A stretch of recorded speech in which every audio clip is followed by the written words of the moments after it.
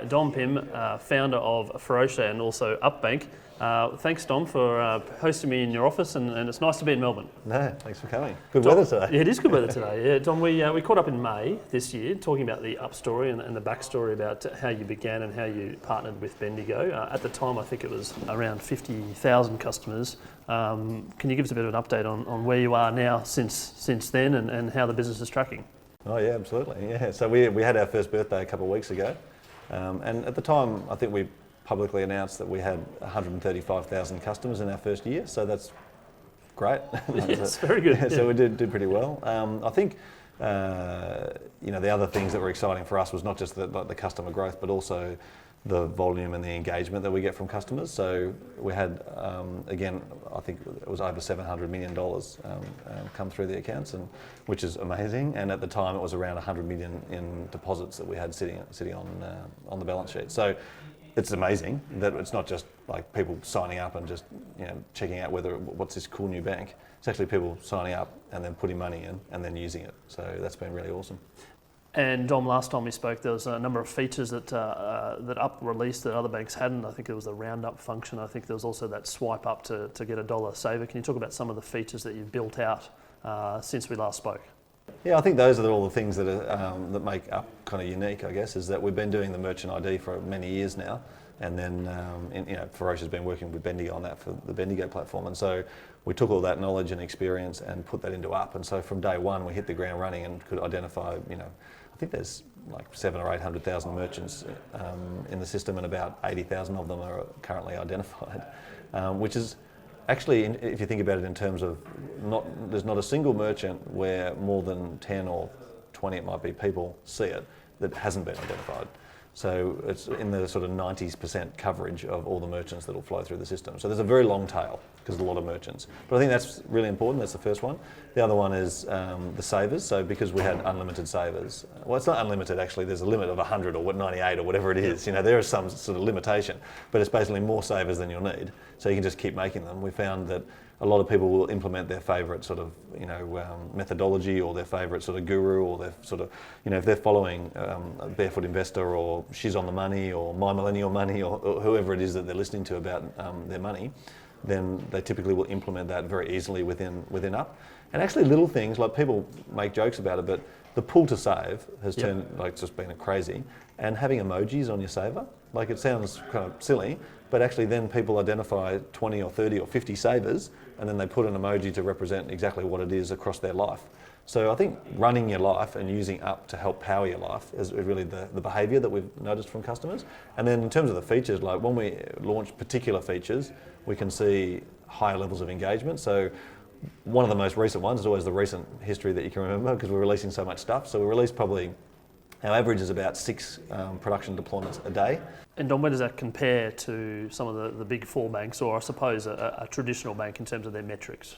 Yeah, so like a typical bank, would release software once or twice a year, and a really good one might release software once a month, maybe once a month, once a fortnight if you're on like an app store release, because it takes 2 weeks lead time with Apple, for example. So that'd be sort of, I guess, typical. So to do that 5 times a day is our goal, and we're currently averaging 6. In February this year, we were doing 12 times a day. So it's like we're rapidly getting stuff out the door. So it's hard to remember everything that we released, and that's why one reason we have a public roadmap to sort of communicate all those things. But a recent feature was the payment splitting, which you can do salary splitting or you can do incoming payment splitting.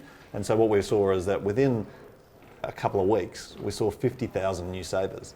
And so people were having their salary come in, or they were getting payments coming in, maybe if they got their salary into one of the major banks, transferring money over on a regular basis, then splitting it across their savers. And we pay the bonus interest on all the savers, whereas the traditional banks will pay on one saver with a bonus interest, and you have to qualify and all that sort of stuff. So we found that feature then drives that behaviour and the engagement, and then people just love it. Like people just love Up. They just use it and they go, oh my God, this is amazing. And then they just keep using it. So that's been really, really positive. But there's also simple things like, I might have mentioned last time we spoke, I can't remember, but we have the push notification for every purchase, and we put the balance on there. So a lot of banks will try and work out ways, including ourselves, like we have to work with Bendigo and other banks to work out how you can deliver a balance to a customer, like a quick balance feature. With Up, you don't need that, because we don't have a username and password to log in, so you're instantly in the app. But more than that, every time you buy something, we put the balance on the push notification. So subconsciously, you always know your balance. And it's not something you have to think about. You don't have to actually go and look it up. You just know it because you're engaged. That's very different than how people engage normally with a bank. Dom, in regards to customer service, you respond to a number of requests all the time. The customer service is cranking over. It's one of the features and one of the most defining features of Up. Can you talk about how you're managing that from maybe from 5,000 users as you scale out to 2 to 3 million? Yeah, so two things have happened. One is that it used to be me and Anson and some of the other people answering questions. Now it's then it was sort of everyone. We spread the load across the team. Now we have dedicated people to help answer all those questions because we built the technology into the app. So we'll call it Talk to Us, which means that all of our customers, or most of our customers, are communicating with us for new ideas, for bugs or for support issues, whatever, through the app. And so they're using the Talk to Us feature. So what we wanted to do was to get the response as real time as possible with real humans. So we now have 9 people working in our sort of support team on the front line, and our average response time is less than 4 minutes. So that's really awesome. So now basically people are sending through a request and then we get back to them straight away. But the other challenge is that people also come, they'll ring you up, they'll send you an email, they'll contact you through social media. So we can control and respond really, really quickly through the app. And then for all the other channels, we obviously work with them as well. So the other one that's really popular is like Facebook, Twitter, LinkedIn. A lot of customers will come through there and ask questions. It's Snapchat, Instagram, and so we have to make sure that we can answer those questions quickly too. So it's no good if they come through the app and you answer it in less than 4 minutes, and then they ask you a question on Facebook and it takes you 2 days to get back to them. So for us, it's like across all of those different channels, how do we respond really quickly? And so we've had to scale up the team. So we've got 6 full-timers and we've got 3 part-timers, and that's just the current team, and that has grown a lot over the last sort of 6 months. You announced recently a partnership with TransferWise, which is another emerging global fintech. Talk about the partnerships side of things and how that's going thus far. Yeah, so when we started, obviously we announced Ferocia and Bendigo were the sort of what we call the foundation partners, to I guess create sort of the initial app, and then we announced very quickly MasterCard as a scheme provider, and then Google as our cloud service provider. So we're the first retail cloud-hosted bank in Australia. So that's great, and Google have been really good to work with, and they recently did a case study to talk about how we sort of kick-started that business for them, really. First bank to be on Google and first retail bank in Australia. So that was a great partnership, and then after that we quickly announced the Afterpay relationship. And the Afterpay relationship delivered really, I guess, 2 benefits. One is that we offer digital receipts, so if you buy something with Up and you're using Afterpay, then at 20,000 merchants across Australia, you'll get a digital receipt inside your Up app, which will tell you what it was you actually bought, a pair of jeans, size 42, blue Levi's or whatever. So that's unusual, and there's no other banks we knew of that had that capability at the time that we launched it. The other thing is that because of the way we've embedded Afterpay into Up, we actually help their customers to not end up in a bad situation where they can't repay them, or we send them reminders and we aggregate all of their Afterpays in the one place, and because it's in your bank, it actually helps our customers with financial literacy, like to plan for their upcoming Afterpay payments. So that's the Afterpay announcement, and that went again really, really well. We actually find that Afterpay customers using Up have a 30% better, not overdrawing, not getting the sort of late fees. Yes. Yep. Yeah, and so I don't know. The media will come down on Afterpay. I think it's really great in the sense that a lot of people who would otherwise have been paying double digits interest on a credit card with all sorts of crazy fees and things are then using this alternative, this point of sale alternative, the buy now pay later, and then only a very small percentage of them, and I think the number is less than 10%, are getting a late fee, but it's even 30% less than that when they're using Up. So there's a real positive benefit there for the relationship. And then the next one we announced was TransferWise, which is what you asked about. So TransferWise is a really important partnership for us because it's the first financial product that's available through Up that isn't issued by Bendigo Bank. So that sends a strong message to the market. The first message it sends is we're open for business. So anybody that wants to do, and we're inundated at the moment. So I'm not saying people should contact us, but anybody who wants to do a partnership. I think we've got 53 partners in the pipeline at the moment. So there's heaps of opportunities for product collaboration, marketing collaborations, all sorts of things. But that's the first one, is that sort of Up is open for business. The second one is that because it's a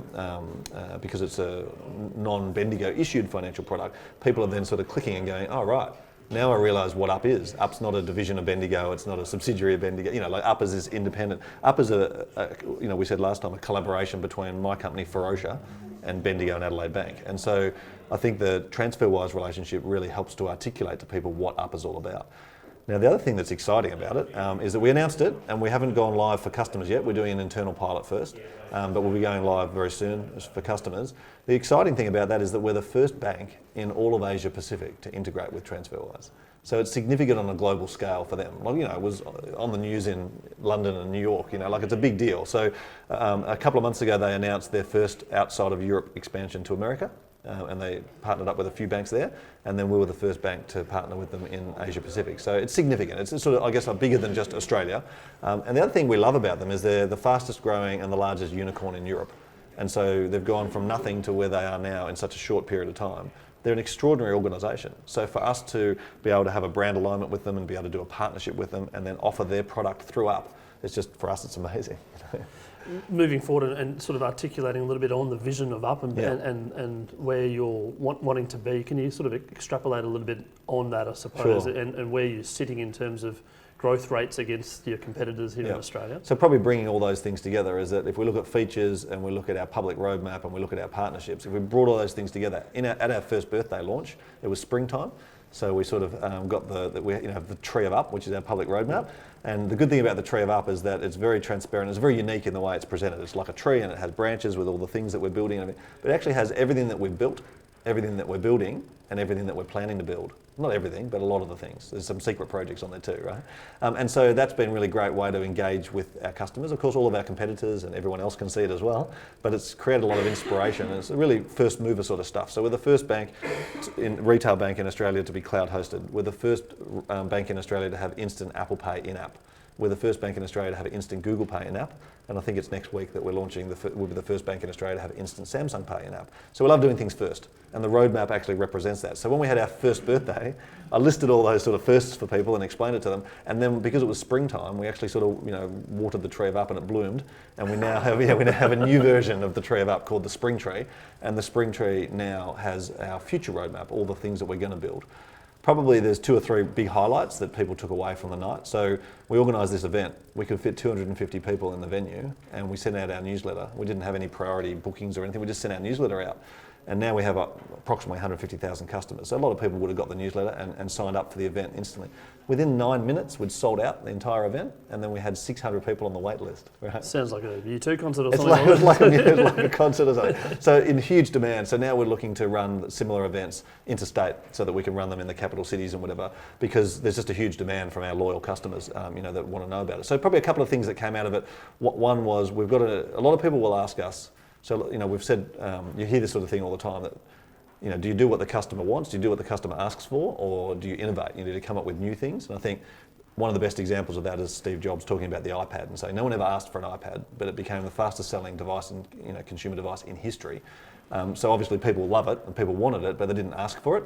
So that's a little bit of the thesis that we take. A lot of the rhetoric you'll hear around neobanks and digital banks and challenger banks is, you've got to do what the customer says and you've got to be customer centric, you've got to build what the customer wants. We're inundated with thousands of messages every day from customers through all those different channels we mentioned.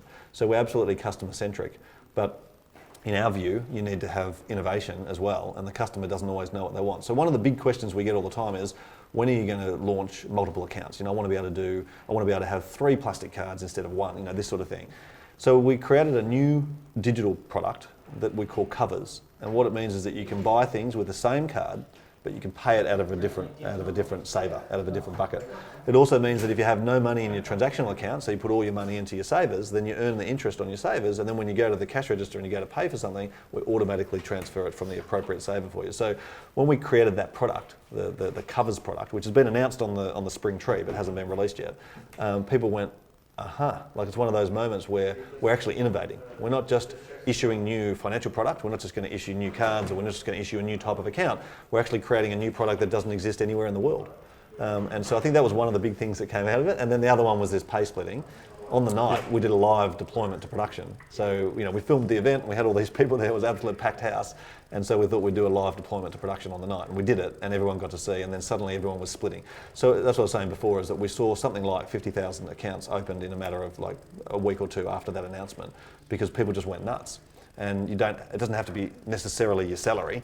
So that meant that there was an incentive for people to sort of, create more savers and that level of engagement that we talk about. So people ask me all the time, what's coming next? What financial products are you going to sell? Actually, we don't sell financial products. What we sell is engagement, and we sell a way to power your life. Now, it's all obviously financial service related. So at the moment, we've announced TransferWise, so that's for foreign exchange for international payments. We already have our Roam Free product, which means that you can travel without paying international fees and without paying a markup on the FX rate. And so we've got these travel products already, like world class. So the other areas that we're looking at are more in the spending, the long-term spending, and things like investments, insurance, superannuation, wealth management, all those other things that a full-service bank offers. And we're looking at how we integrate them into the Up experience, because people don't sign up for a product with Up and then sign up for another product. They just get Up. And then Up has all those things built into its actual system. So I think that the challenge for us is to think, how do we innovate? And how do we create new things that no one else is doing? And then how do we embed those experiences into the Up experience so that customers don't have to go and sign up for E-Trade to trade shares, or they don't have to go and get in your case RACQ, in our case RACV, but they don't have to go and get a different insurance policy. All of those things should be embedded in the experience, and that's sort of the way we think about it. Dom, last time we spoke, you had the phrase, you changed the phrase, superpowered banking with superpowered living. Can you talk about the difference in that, as well as I think you mentioned regarding you being a technology company providing banking services, not a bank that's providing tech? That's our main sort of driver, I guess, our differentiator. So we've also refined a little bit about our goal. So early days, it was let's just philosophically, let's try and be the fifth biggest bank. Now, we're partnered with Bendigo and they're already the fifth biggest, right? So it's just a benchmark, it's just a sort of something to try and do. To be the fifth biggest, you'd have to have 2 million or more customers, right? And then you have to have billions in assets. So that was a great, big, hairy, audacious goal. And we have kind of a 100-year plan and a multi-decade strategy. We're not just in it for a couple of years and then piss off. That's not our plan. So what we've tried to do more recently is we've sort of looked at, okay, if we are powering people's lives, and if we're a technology, the way we say it is we're a tech-led banking rather than bank-led tech, right? And so I ask a question of people now, because you sort of, as we've gone through our first year, you realise through a lot of conversations, a lot of interviews and other things, that there's certain questions that there's maybe no answers to. Like tell me a bank in the world that's really good at technology. So there's no answer? That's exactly the answer I get, right? There's often a blank look on people's face. Now there are some, but I don't want to take it away from the really good ones. There are some, people might mention DBS in Singapore, or they might mention BBVA in Spain, or there's a few really amazing banks. In Australia, if you ask that question, you do CommBank would probably lead. CommBank is the one that would come to mind. Some people say ING, some people say CommBank. They're both very traditional organisations, still struggling with all the legacy and all the other things. So it's hard to think of one, and it's just a thought exercise. But when I ask you in other industries, think of a disruptor that's a technology company that came into that industry and completely changed it. Uber, Airbnb, Amazon, Skype, Netflix, the list is just endless. So really what we're trying to do in banking is exactly that, is by being technology-led and having a technology mindset, which means we're design focused, we're customer focused, we're really interested in this innovation and delivering things with technology at really high efficiency and a really high cadence and all that sort of stuff, and creating these engagement experiences. If we can do all of that in banking, then we can disrupt the banking industry. So our big hairy goal is still fifth largest bank in Australia, right? That's fine. But a more tangible goal for us is to be the number one bank for under 35s in Australia. As it turns out, after our first year, our largest age group of customers is 19. It's just ticked over in the last few weeks to 20, but it's still skewed very, very young. So 50% of our customers are aged between 16 and 24. So we have such a young customer base that our sort of business plan makes sense to grow up with them, to grow old with them. And so right now, an 18 and 19-year-old don't need a mortgage. But in 10 years from now, they might want a credit card. In 10 years from that, they might want a mortgage and so on. So you've got the data then as that's well. it. So we can actually grow up with our customers and help to power their lives. And I think that when we then look at, well, what's our mission, what's our goal, is not just to innovate and not just to engage customers and not just to be technology-led, but it's also to eventually be the number one bank in Australia for under 35s. Now, that means we have to beat CommBank because they're currently the number one bank for under 35s in Australia. And I think they have something like 1.8 something million. So we still need 2 million-ish customers, and we're only at 150,000 odd now. So it's quite a journey. It's like we've just hit the tip of the iceberg. Last time we mentioned New Zealand might be on the horizon. How are you building out Up? Are you building it for a global platform? Are you trying to disrupt some of the US or UK banks? And is the tech that you're building built for scale on a global level? I've kind of a view on that, which I think is generally shared amongst the crew here, which is that we want to stay super focused on, we've got our first mover advantage in Australia. We're now developing the features, the functions, the capability and broadening the financial offering. So for us to actually dominate here in Australia and to deliver a point of difference and some competition against the incumbent banks is a much greater focus for us than expanding to Hong Kong or Singapore or New Zealand or the UK or Canada or the US or whatever. It's not to say that we don't want to do those things. Those things are great, and there's definitely something we look at in the future. But other digital banks around the world have taken a different approach. So, your N26s or your Revoluts or others, I think Revolut operate in 35 or more countries now. I mean, that's just not the approach that we think will fly. Our view is let's build a sustainable, profitable business in our home territory, and then which is more akin to say a Monzo or even an N26. That's sort of more the approach they took. And then let's look at where do we expand to from there, rather than just rapidly going for like a land grab and raising heaps of venture capital and all that sort of stuff. So we've raised no venture capital to date, like no external funding at all. It's just the partnership with Bendigo and Ferocia, and that's it. So for Up to scale to that sort of 2 million customers, we'll need to start looking at ways to scale, and one of them will probably be to raise capital and all that sort of stuff. But at the moment, we're very comfortable where we are. So I think last time when we spoke, I'm not sure how many staff we had, but 30. Yeah, so 30 was our our artificial ceiling that we set. We wanted to build a bank with less than 30 people. So we launched and we had, I think, 29. So we sort of achieved that target.